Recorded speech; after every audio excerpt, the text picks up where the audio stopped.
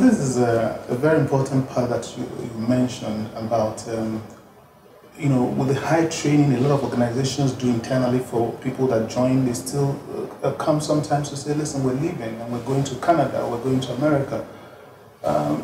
What is your experience of this migration, and what can we do to stall it? Austin, I'm not sure that you really want to hear this answer from me, but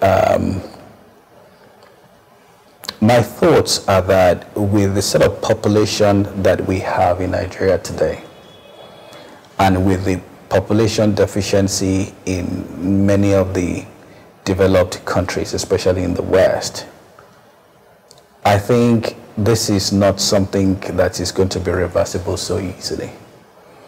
I think we're at the beginning of something that will probably, continue for a very long time. But it's not necessarily bad. First, why is it happening? It's happening because the opportunities that are here, I think a lot of it lies within the entrepreneurial areas. And many people don't want to be entrepreneurs. They would just like to work, go to work 9 to 5, and be able to pay their bills and send their kids to schools. Unfortunately, the best schools here now are really so expensive. Average people can afford them. What used to happen in the 70s, in the 80s, maybe even in the early 90s, was we had good public sector funded schools that the kids could get into, the government colleges, the federal government colleges, etc., and some of the old missionary schools were really quite good. And your kid could get good education. Unfortunately, all those are gone. And therefore, if you want your kids to go to good schools here, you have to send them to the very expensive private schools. And not many people can afford those.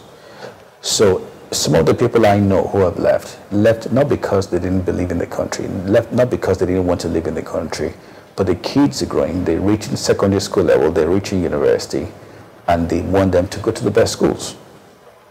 So they head out to Canada, where education is free for the citizens and for the residents, and they do whatever job they find there, knowing that they don't need to earn much, but the kids can go to good schools.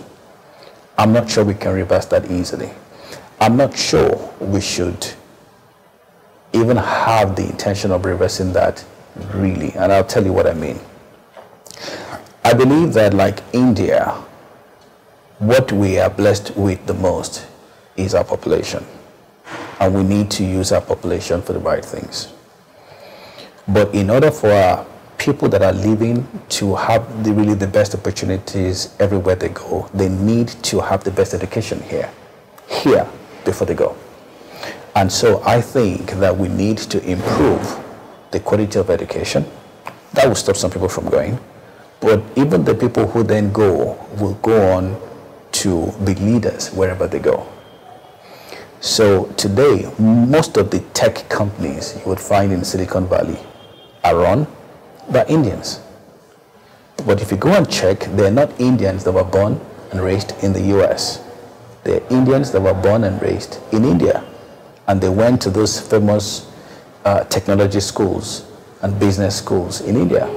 So those schools are first-class schools that raise global leaders. When you talk about the great schools that they go to and the entrepreneurial businesses being the backbone of job creation, yes, probably also the backbone of creating opportunities for those that have gone to come back to. There's a perception that our educational system is too theoretical, right through to the MBA level.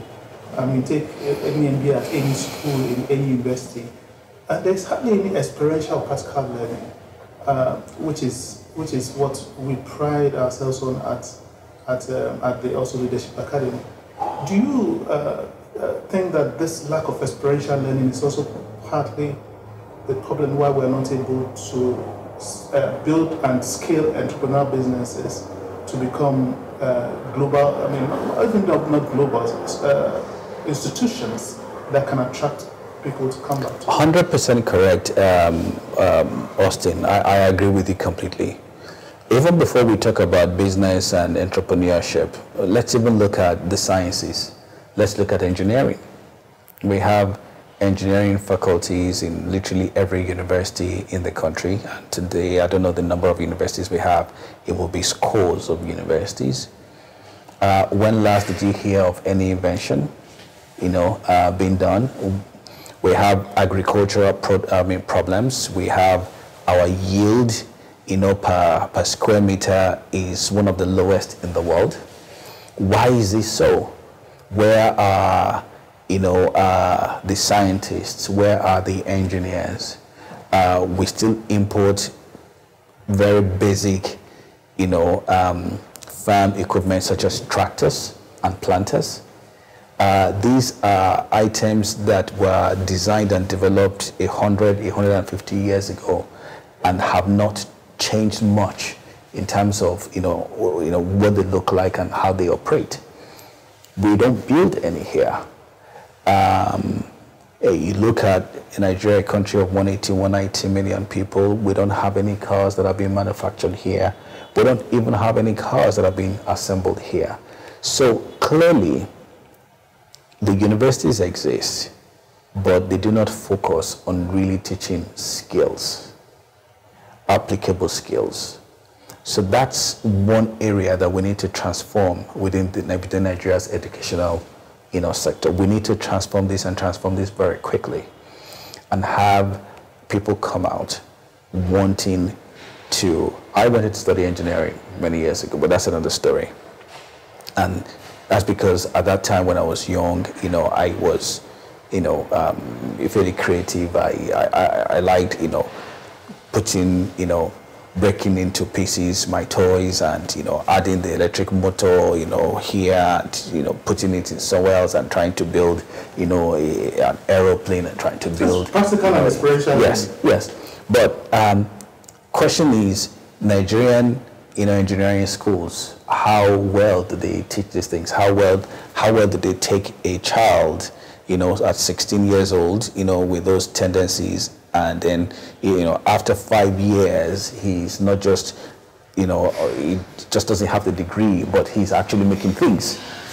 And in the business world, it's exactly the same. We have business schools in almost every university. We have a few universities offering masters in business administration, but we are not building entrepreneurs.